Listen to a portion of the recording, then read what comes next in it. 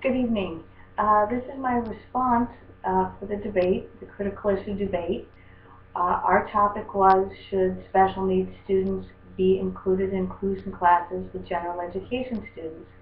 I have the honor of speaking on both the positive and the negative side, and the questions that were posed to me were, do I think the benefits of inclusion outweigh the disadvantages of having the students in the classrooms, and do I think that inclusion is more of a social benefit than an academic benefit?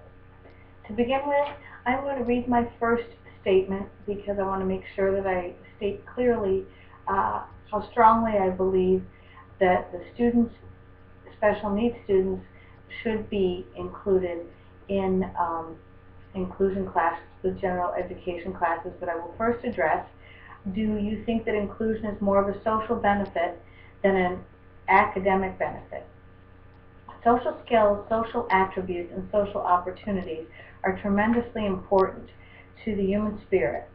Being social is what makes us feel like a part of something, something bigger than ourselves. Instead of a broad, across the board response, I'm going to use one example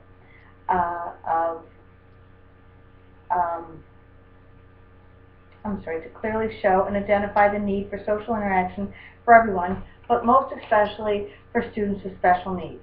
I have the very good fortune of working with a young 10-year-old student whose special need is that she has cerebral palsy. This affects not only the muscles of her legs, her arms, her torso, but it also affects her walking, so impairs her walking, obviously, her moving, manipulating of almost any object, very difficulty in writing, and controlling the pencil, the pen, crayon, whatever the apparatus is. It's very difficult. And her speech is also greatly affected. Now this is not true for all students. We have to realize that just because someone has cerebral palsy, that the effects are not going to be the same on each person. So we have to always keep that in mind. But for this particular student, these are some of the effects of her disability and some of the challenges that she meets every day. Her speech, but for this student, it has greatly also affected her response time to questions and her ability to answer and participate in conversations. It is fascinating to observe her interactions with other general education students, both younger and older, who have no issues or preconceived notions of how this should work, meaning they have no anticipation or no expectations of the conversation except that they're speaking to this young girl and they simply wait for the response, or this is the way the conversation goes, and there's no at least they're not showing any signs of being impatient or curt with her. They wait for the response, and it's really a wonderful interaction to watch. And so this is how it should work. They wait for the response, and to see the joy that these interactions bring both the general education student and the student that I work with that has cerebral palsy is really something to see.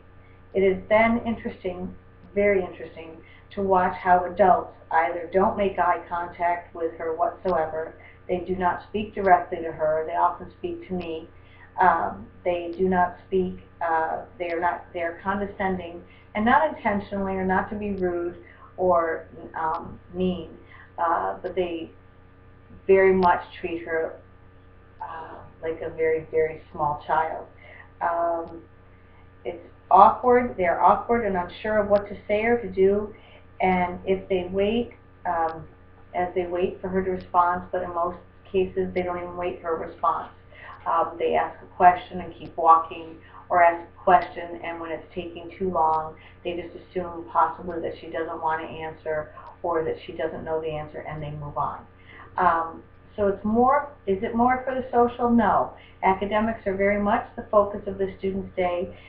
Will she obtain the level of development as her same age peers? Probably not, as she's already several years behind them academically. But she will obtain success academically at her level. However, what is probably more important is the social skills that she is developing and creating with peers. These peers will not only, some of them will be friends for her life, or very much so in her school years.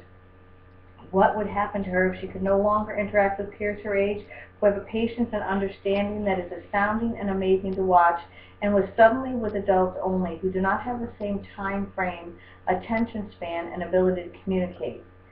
Because the greatest effect is the laughter, and and that she shares with other students. It's spontaneous and infectious. So I'm not saying that academics need to take a step back, but in reality, we really do need to learn to look at the big picture and be certain not to focus on areas that maybe aren't quite as important or as vital as we believe. Yes, you want to see everyone be as academically successful as they possibly can be, but that's where we have to really look at what our idea of academic success is and exactly how it will manifest itself in each student with or without a special ability. So do the benefits outweigh the negatives or the difficulties of inclusion students? Again, it's an unequivocal yes. I think the benefits of inclusion outweigh the disadvantages. In an article from The Exceptional Parent in September of 2012, titled The Future of Special Education, it discusses that in a perfect world, it would be great. It would be a great school district that was completely filled with technology, had all the latest advances, had all the therapists that each and every individual student with a special need needed. It would be a school with a visionary principal who allowed teachers to teach in a way that they know the children would be successful, and allowing project-based classrooms and allowing teachers to assess in their own ways. It would be great teachers who felt confident and competent and supported and well qualified. But in reality, what we have a great deal of the time are people who really, really do want to do their best, but they just don't know how. It's the adaptation of the same materials for all special needs students, and they have so many various needs. You could have someone who has spastic movements, or is a poor reader, or has assistive devices, or in the case of a child that's been afflicted with blindness or hearing impairment, they are almost a separate category in and of themselves. To have all the equipment and the assistive devices and the teachers and the paraprofessionals and the support that they need to be academically and socially successful in a classroom. The teacher is the common thread here. The teacher is supposed to differentiate the same materials, the same devices, the same technology for all of these students' needs in the inclusion classroom. It's a very difficult task, and it's asking a great deal of teachers to do this. But still, I believe that having teachers who truly want to be in these classrooms, which we do have so many teachers who want to do nothing but work with children in inclusion classrooms, that's more than half of the issue or the disadvantage. And so what we do need is to get in, we have to be more practical. We have to get tools and technology into the classrooms that are more simple but also more intuitive.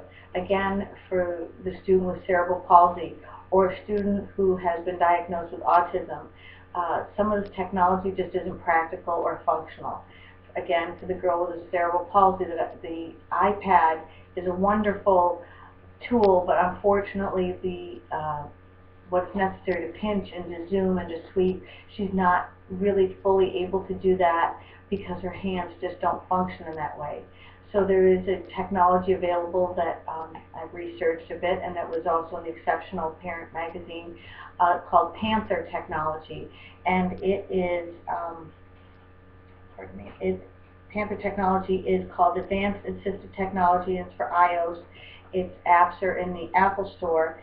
It is specifically for people with special needs, and it could very much be tailored for students in schools. It allows them to, it has 6 different keyboards. It adapts to many different types of disabilities or varying abilities. I just believe that the positives so far outweigh the negatives. I don't know if you can see behind me, there's a sign and it says accept differences. And I believe, you know, having students all together, we all have special needs. And some of us, they're just a little more visible. And so I believe that it's just nothing but a positive for everyone involved. And I would fully support and the idea of a full inclusion class. And as I said, all that we really need to do is focus on what is important and to look at the outcomes that we're really hoping to achieve. Thank you.